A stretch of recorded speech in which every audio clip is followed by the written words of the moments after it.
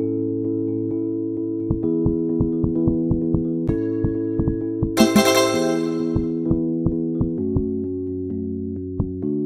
hello. You look like the adventurous type.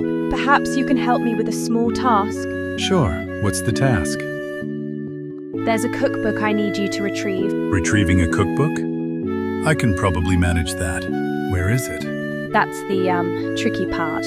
I lost it while exploring an ice cavern on a continent far to the north.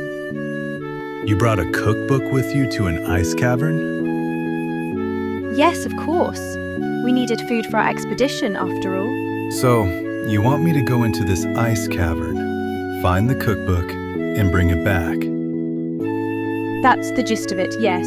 There are, however, a couple of small complications. For starters, there's no way to get onto the snowy continent by boat, so you'll need alternative means of transportation. Secondly, once you do get to the ice cavern, know that it's inhabited by a ferocious yeti. This isn't sounding like such a small task anymore. No, I suppose not. But have faith in yourself. I know an adventurer like you can handle it. Good luck. Oh, and I almost forgot. The cavern is full of massive boulders, so you'll need this to get through.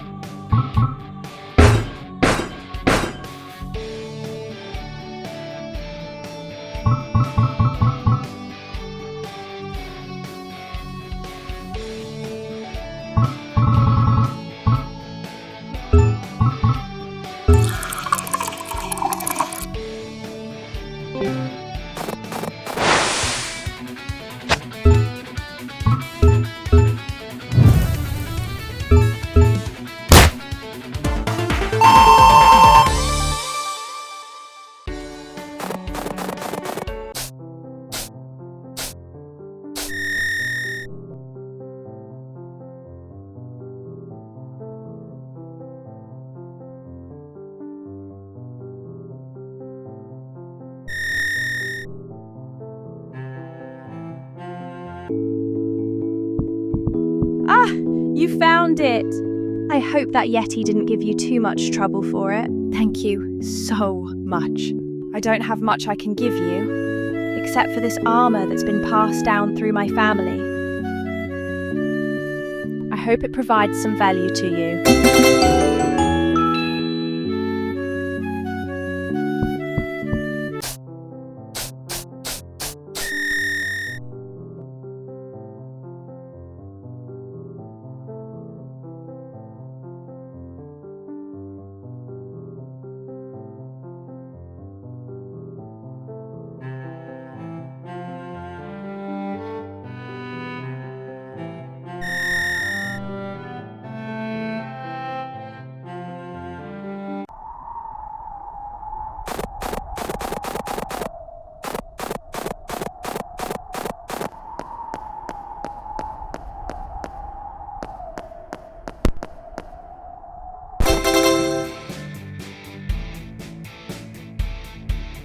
They're here!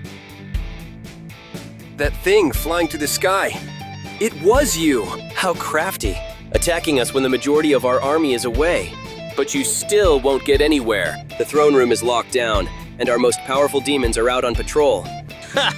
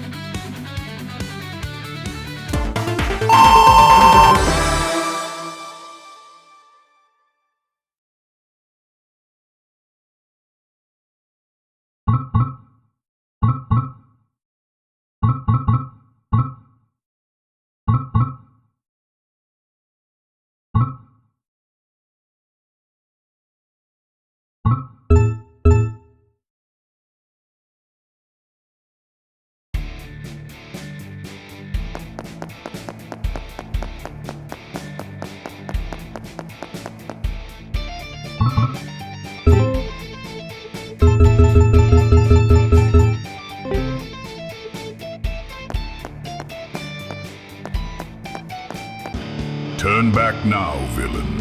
Your arrival has been anticipated, and the fortress has been locked down. Anticipated. How? Fools, your method of transportation is anything but subtle. How naive are you to think we wouldn't see you coming from a mile away? In any case, your rampage of terror ends here.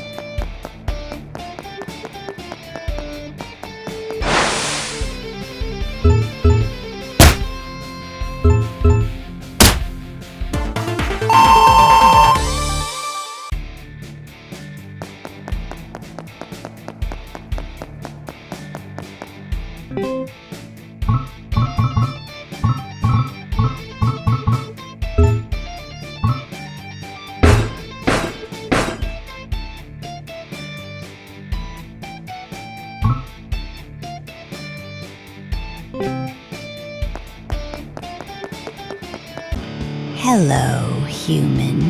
The others here see you as a harbinger of doom, a destroyer of all they've built. But I can see that's not your intention. Your motive is something far greater in reach, far more profound in impact, is it not? You seek to unearth the bridge that connects the world of the living to the world of the dead. I can indeed sympathize with that desire, for I was once the usher of that bridge. Alas, my role has since diminished to what you see here, a sentry of this liminal space. It would delight me greatly to see you succeed in your aims. But even so, I must fulfill my duty as the watchdog of this locale, for fate has dictated it so. We shall fight here and now, but the deepest part of my soul quietly pines for your success.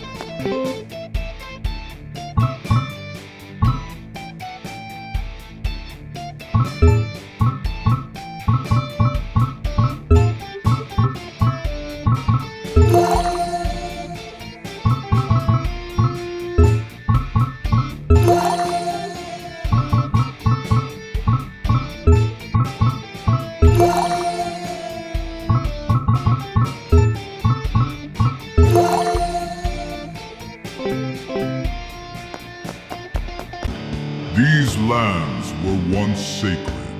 The veil that separates the realm of the living and the realm of the dead runs thin here. And thus, the reincarnation portal you seek lies ahead, just beyond the throne room. I've uncovered the entryway ahead for you, an entryway which has laid dormant for many years. This, of course, is much to my master's dissatisfaction, but it's not the place of just one man to decide whether or not to reopen the portal. Far-reaching decisions like this are, and must always be, the outcome of the input of many. After all, reality itself is a result of never-ending co-creation. Should you defeat both me and my master ahead, you will find the portal, and then it will be you who restores the natural order of things.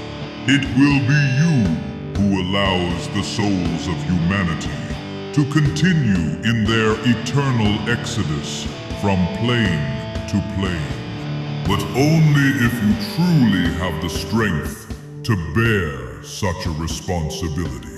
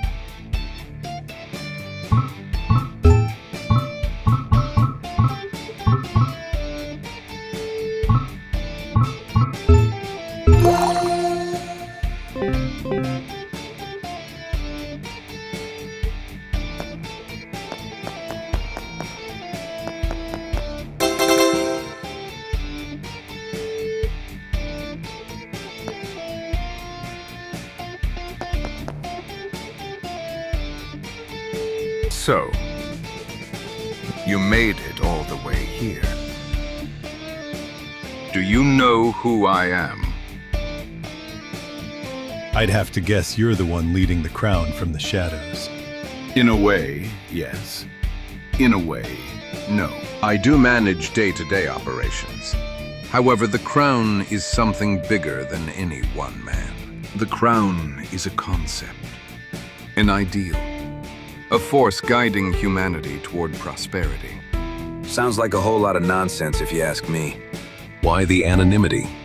You still don't get it, do you? It doesn't matter who's at the helm of the crown. And it's better that the people don't know.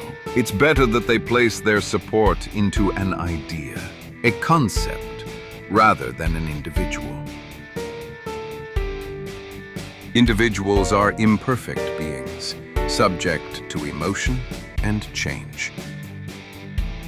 Nobody wants to place all of their faith into any one individual. At least, not in the long term. But placing their faith into a concept, that's doable. Ideas come from the divine, and thus are themselves divine in nature, eternal, unchanging.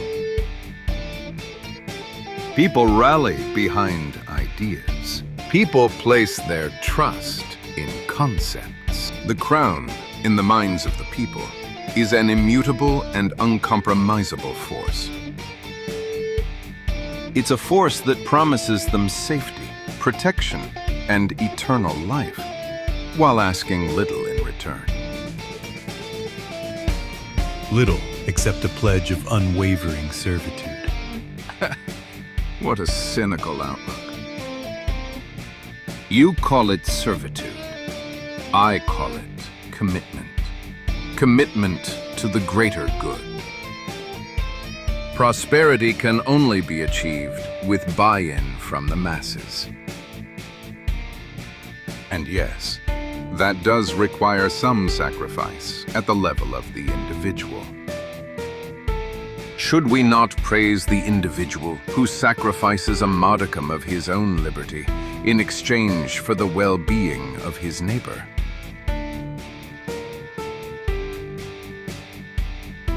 In any case, I suppose congratulations are in order. Truly, I never believed anyone would come this far. And yet, here you are. Admittedly, it took me a while to understand how you pulled this off. But I see now. You performed an attack in my territory, blaming it on your own allies. And then, with my army busy performing a counterattack, you came here. Is that right? It's incredible. Sacrificing the very lives of your most trusted allies to achieve your goals. I'm not sure what it is I'm more impressed by. Your cleverness or your cruelty. Wasn't anything cruel about it. We did what we had to do. I'm not so sure they would see it that way. But we'll never have a chance to ask them, will we? Tell me this. What's the real reason you are here? Why go through all this trouble of tearing down everything I have spent so many years building? What's the purpose of it all? Isn't it obvious? To give people back control over their own lives. To give each man and woman a choice in how they want to live. Whether they want to live in this world eternally, or reincarnate back into the first world, or to die naturally and see what lies beyond. That should be their own choice. You made that choice for them and demanded they sit back and accept it. No. I took away their fear. I gave them eternal life. They decided they'd rather be safe than free. And who can blame them? What value does life have if you spend the entirety of it fearing your death? And that's just what we humans have done throughout our entire existence. We feared death in the first world because we didn't know what was beyond it. Now that we're here, we fear the same. The unknown of what comes after this world. With the gift of life comes the fear of losing it. With that fear cast aside, the people here finally felt free enough to live. Working all day in your factories. Is that what you call living? It may not be ideal, but it's the best we could do. You can't live forever without ether, and refining ether takes significant labor. Eventually, our processes would have become efficient enough to cut back on the manual labor. Ether would be free for all, with minimal labor. Then, we'd achieve our ultimate utopia, where everyone would be guaranteed not just eternal life, but also the freedom to live however they choose. I ain't buying it. Once your type gets power, you never want to give it up. You thrive on controlling how others live. That's all you care about. Bold of you to assume you can read others' intentions so clearly. Bold. Or perhaps just naive. As enlightened as you think you are, you still see the world in black and white, good and evil. Truth is always more complicated.